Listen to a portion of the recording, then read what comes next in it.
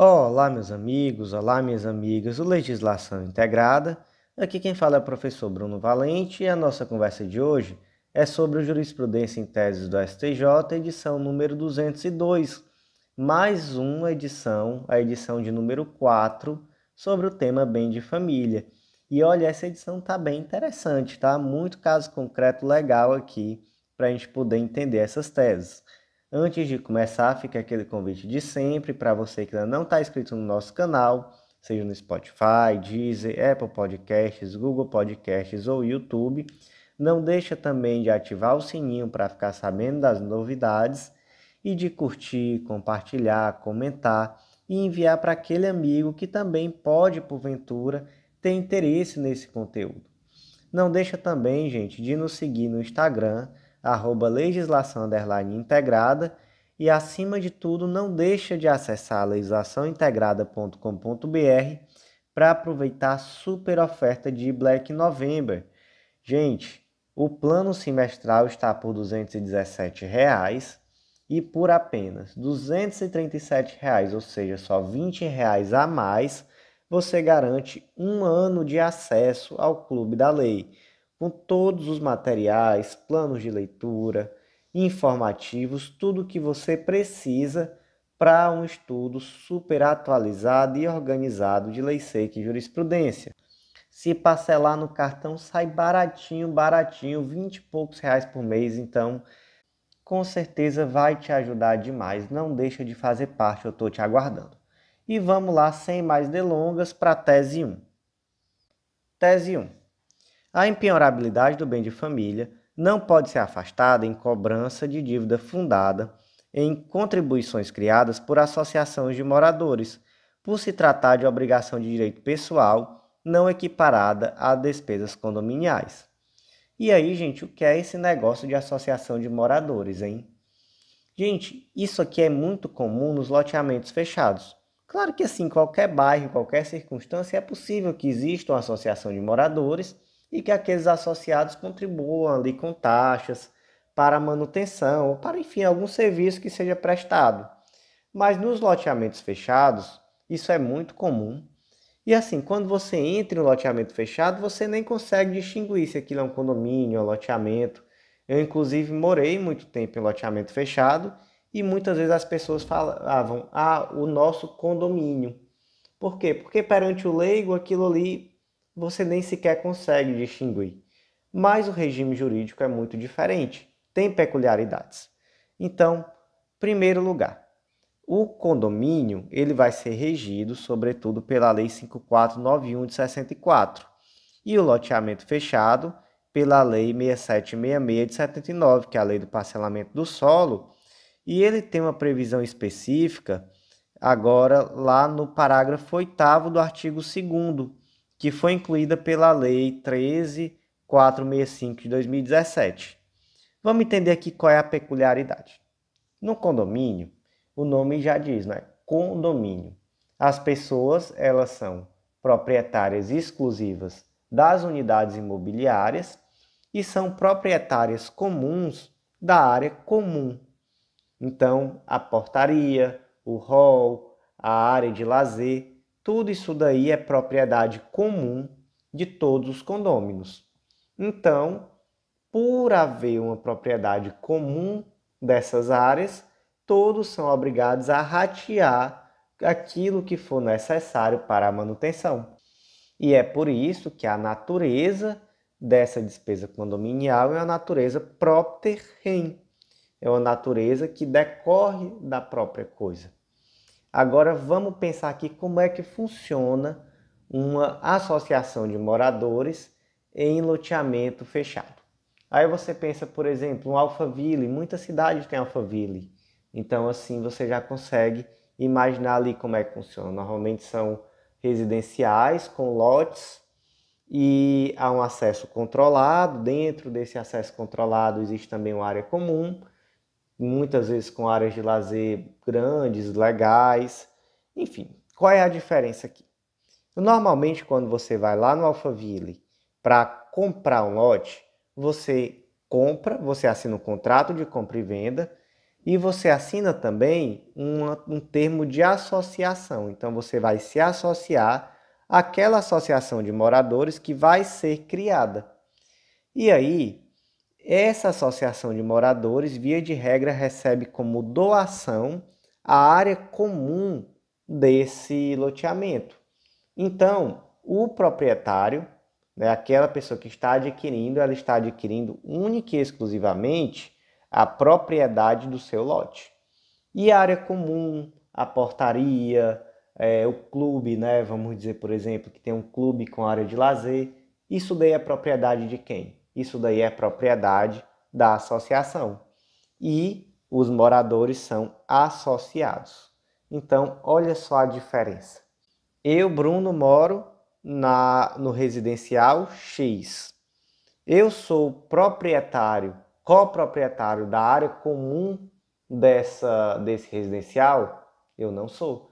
Eu sou associado. E a associação é que é proprietária. Então, eu tenho um dever de pagar uma taxa para a manutenção dessa propriedade da associação. Mas eu não sou proprietário. Da onde decorre esse meu dever? De uma associação. Então, se trata aqui de uma dívida fundada em uma característica pessoal. Tem natureza pessoal, portanto, decorre de um vínculo associativo e não de uma propriedade. Percebe a diferença, gente? A diferença aqui é uma pequena peculiaridade.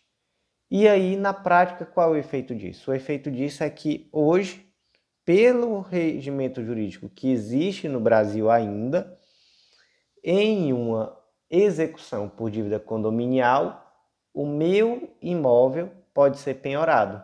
Por quê? Porque se trata de uma exceção que está prevista lá no artigo 3º, inciso 4 da Lei 8.009 de 90.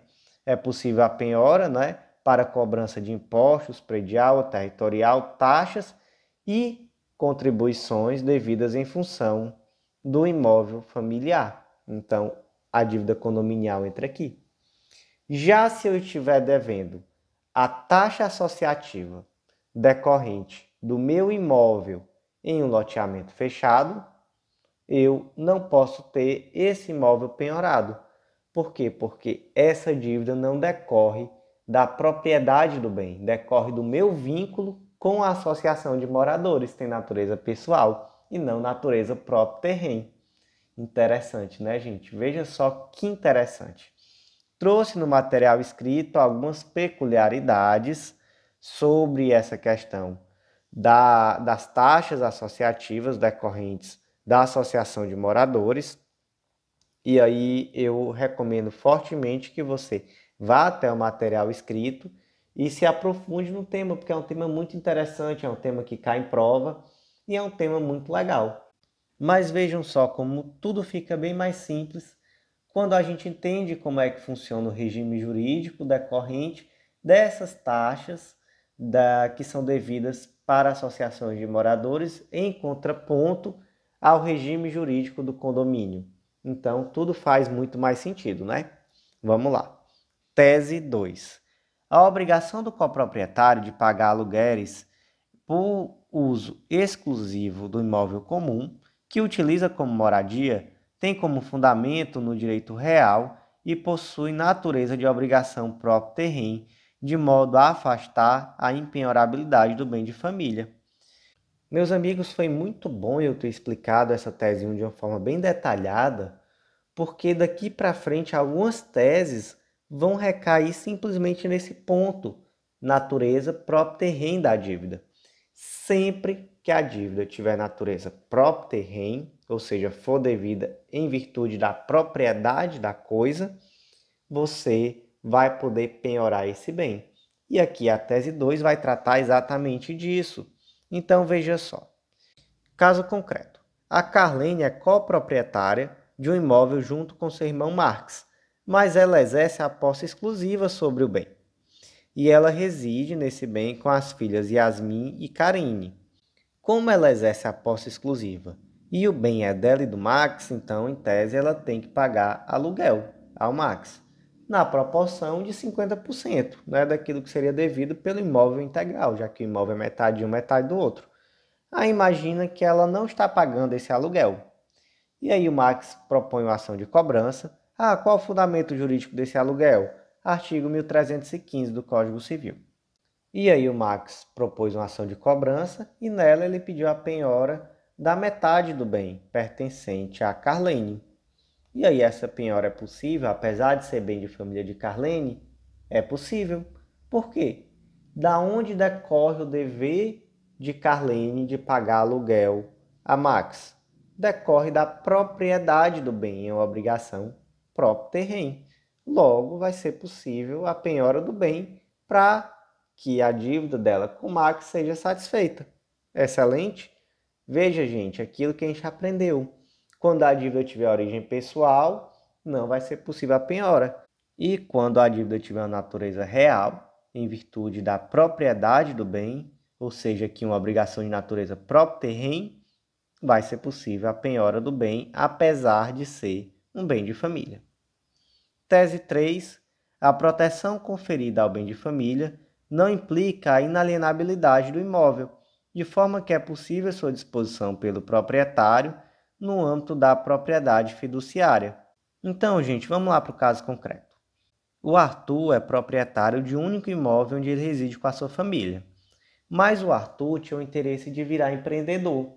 E aí o que ele fez? Ele foi até o banco, pediu um empréstimo e deu a propriedade, a casa onde ele mora com a sua família, como garantia em uma alienação fiduciária, ou seja, esse imóvel passou a ser propriedade fiduciária do banco.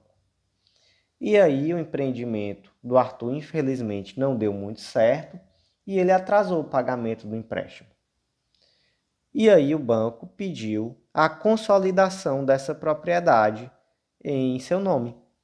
É possível? Gente, é possível. Por quê? Porque o simples fato do bem de família legal ser impenhorável não torna inalienável. Então, Arthur poderia perfeitamente ter vendido a casa dele e com o dinheiro ter empreendido, ter alugado outra casa. Enfim, ele poderia ter feito isso, não poderia? Da mesma forma, ele também poderia ter dado o seu imóvel em garantia de um empréstimo.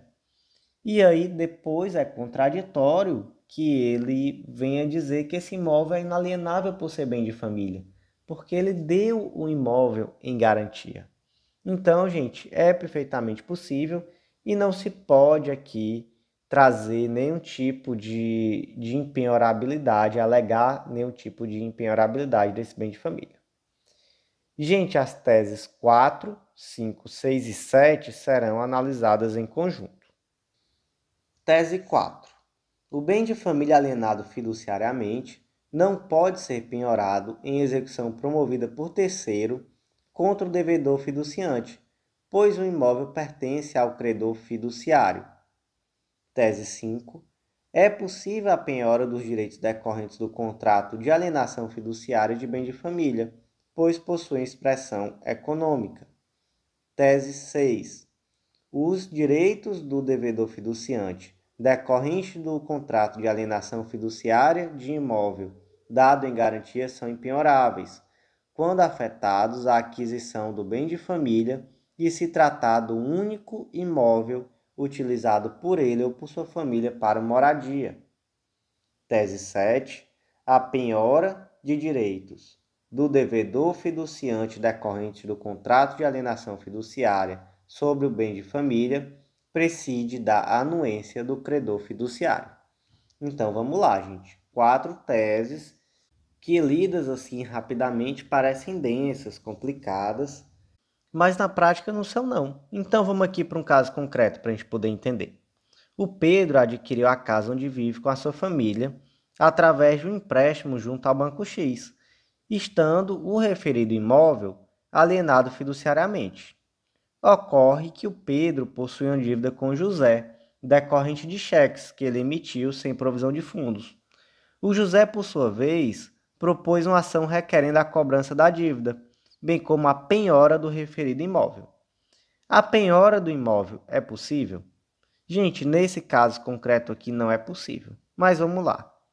Em primeiro lugar, vamos aqui pensar abstratamente.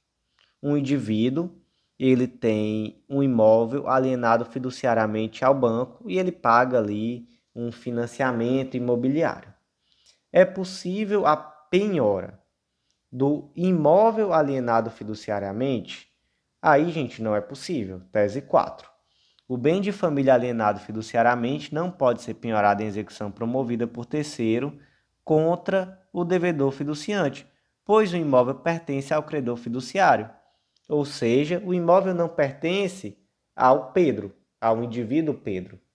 Pertence ao banco, à instituição financeira. Então, o imóvel não pode ser penhorado. É isso que a tese 4 diz. Mas o que a tese 5 fala? Ela diz, olha, só que a gente tem que entender que existe um contrato e que esse contrato ele tem expressão econômica. Então, não é possível penhorar o imóvel, mas é possível fazer a penhora dos direitos decorrentes do contrato.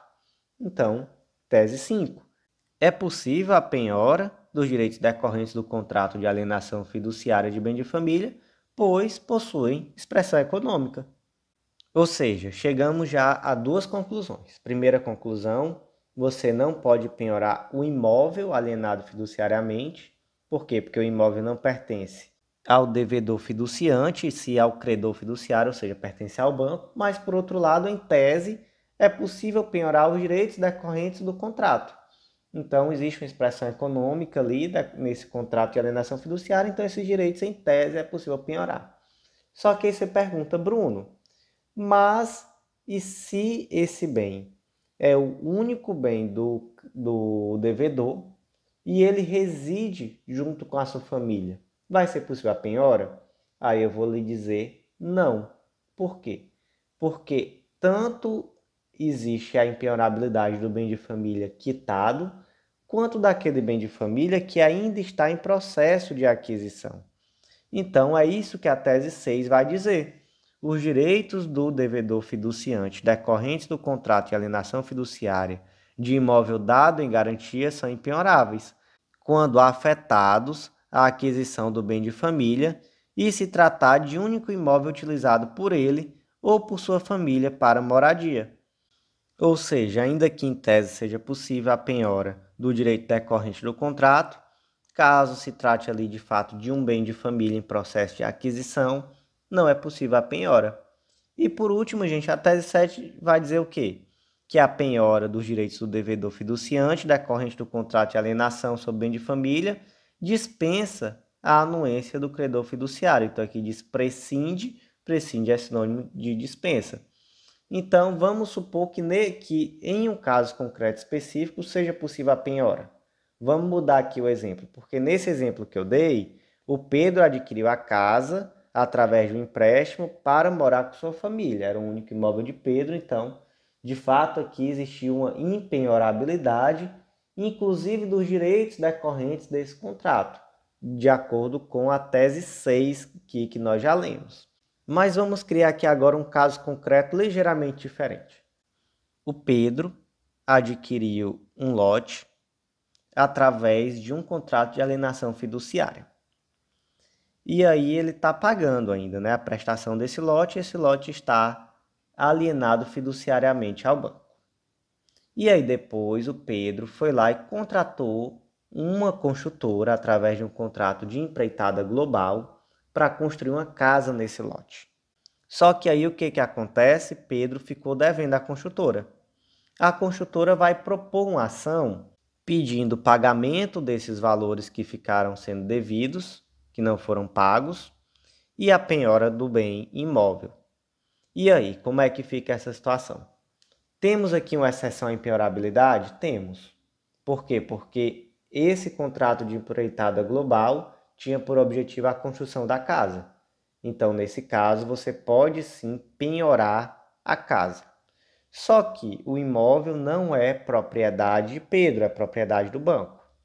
É possível penhorar o imóvel nesse caso concreto? Não. Tese 4. Não é possível penhorar o imóvel, mas é possível penhorar os direitos decorrentes do contrato.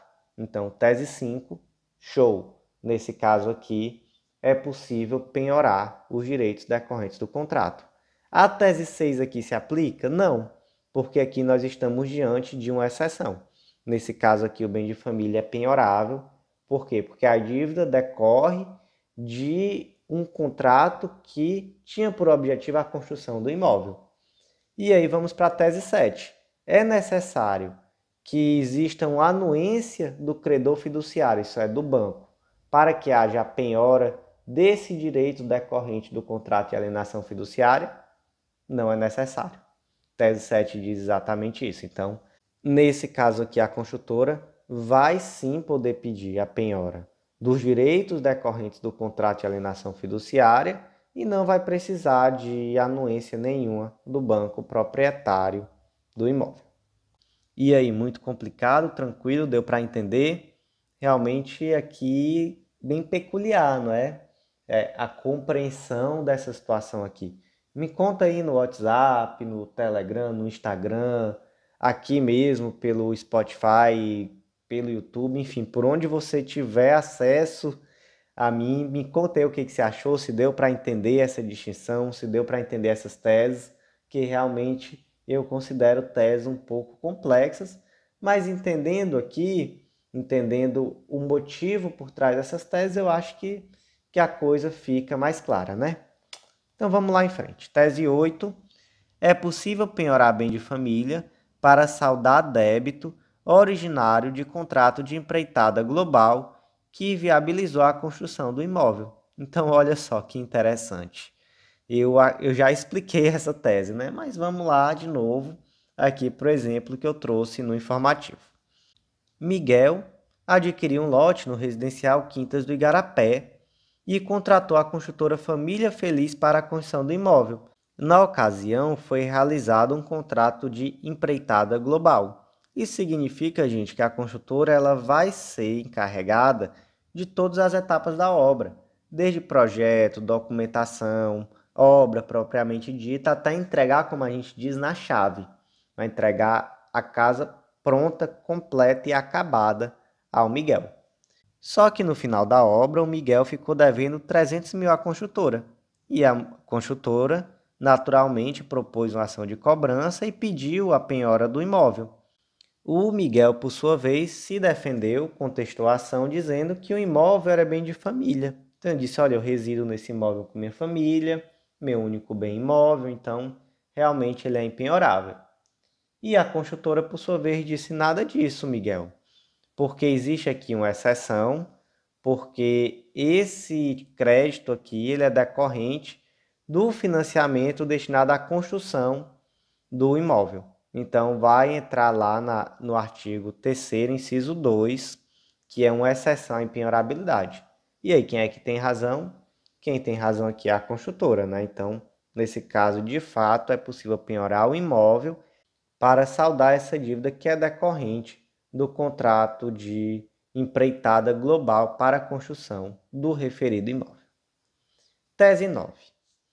A dívida contraída em razão da compra de material destinado à construção de bem de família, por si só, não afasta a impenhorabilidade do imóvel, pois as exceções estão limitadas à hipótese do inciso 2 do artigo 3º da Lei 8.009 de 90. Vamos para um caso concreto aqui que a gente vai entender. O Carlos iniciou a construção de uma casa com o objetivo de ali estabelecer moradia junto com a sua família. E aí, durante essa obra, que imaginei que essa obra durou vários e vários meses, até mais de ano, 1 ano, 2 anos, 3 anos. E aí, imagina que bem pertinho da casa onde estava sendo construído tinha um depósito de construção, o depósito da Val. E aí, toda vida que faltava alguma coisa na obra, o Carlos ia lá, pegava, por exemplo, um saco de cimento, pegava massa, pegava tudo que ele precisava e assinava numa cadernetinha, dizendo que no começo do próximo mês, melhor dizendo, ele pagaria a dívida. E aí, todo começo de mês, ele ia lá e pagava, mas sempre ficava uma dívida. E mês a mês essa dívida foi aumentando, foi aumentando. E aí, quando se viu, ao final da obra, existia ali ainda uma dívida de 30 mil reais. E aí, depois da obra pronta, o Carlos também não quis mais saber de pagar a Val. E aí, o que a Val fez? Propôs uma ação de cobrança e pediu a penhora do imóvel. E aí o Carlos disse: não, não é possível você penhorar meu imóvel porque se trata de bem de família. Eu moro no imóvel com toda a minha família, é meu único imóvel, então você não poderá penhorar. E a Val disse: não, mas aqui trata da exceção do artigo 3º, inciso 2, porque se trata aqui, segundo alega, de débito decorrente do financiamento da obra. E o que o STJ disse? Disse que não. Gente, vocês lembram que nas edições anteriores a gente bateu muito na tecla de que as exceções à impenhorabilidade elas precisam ser interpretadas sempre restritivamente? Então, aqui é mais um exemplo. Aqui, essa exceção à impenhorabilidade se trata daquele contrato decorrente da construção do imóvel e não da compra de materiais de construção. São duas coisas diferentes. Uma coisa é, por exemplo, aquele caso que eu trouxe na tese anterior, do indivíduo que contrata uma construtora, um contrato de empreitada global, para construir um imóvel. Outra coisa bem diferente é aquele indivíduo que simplesmente comprou materiais de construção no depósito perto de casa, por exemplo, e utilizou esses materiais na obra. Essa dívida aí, gente, ela não se insere nessa hipótese aqui de exceção à impenhorabilidade do bem de família. Então, nesse caso aqui, não vai ser possível a penhora do imóvel. Gente, por último, tese 10.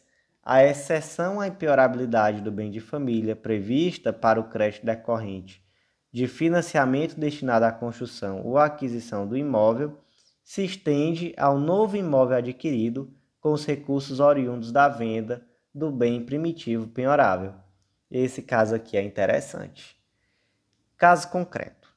Miguel adquiriu um lote no residencial Quintas do Igarapé e contratou a construtora Família Feliz para a construção do imóvel. Na ocasião foi celebrado um contrato de empreitada global, então, gente, tudo igualzinho àquele primeiro caso concreto. E no final aqui o Miguel ficou devendo R$300 mil à construtora. Só que aí nesse caso o Miguel foi espertinho. E o que ele fez? Ele sabia que estava devendo à construtora. Ele sabia que se a construtora propusesse uma ação, ela conseguiria penhorar o imóvel. Então o que o Miguel fez? Ele se adiantou. Ele rapidamente foi lá e vendeu esse imóvel e com o dinheiro ele comprou um outro imóvel em outro residencial, no residencial Jardins do Igarapé, residencial vizinho ao Quintas do Igarapé. E aí a construtora propôs a ação e disse: olha, eu quero a penhora desse segundo imóvel, o imóvel que está situado no residencial Jardins do Igarapé. E naturalmente o Miguel disse: não, não, porque o imóvel que você poderia penhorar era o primeiro. Foi no primeiro imóvel que você construiu. Esse segundo imóvel aqui não tem nada a ver. E aí, naturalmente, gente, o que existiu aqui? Aqui existiu uma fraude contra credores. Então, é possível a penhora desse segundo imóvel? Claro que é possível. É possível porque senão você estaria simplesmente dando aqui uma brecha para que o Miguel utilizasse uma fraude contra o credor. Ele simplesmente vendeu um imóvel e comprou o outro. O outro imóvel vai continuar podendo ser penhorado em virtude dessa dívida. Então Miguel tentou ser espertinho, mas não adiantou de nada. Se deu mal, Miguel, lamento, a casa vai ser penhorada. Então, gente, por hoje foi isso. Eu agradeço a você que ouviu até o final. Não deixa de curtir, compartilhar, comentar, enviar para aquele amiguinho que pode ser que também esteja interessado nesse conteúdo.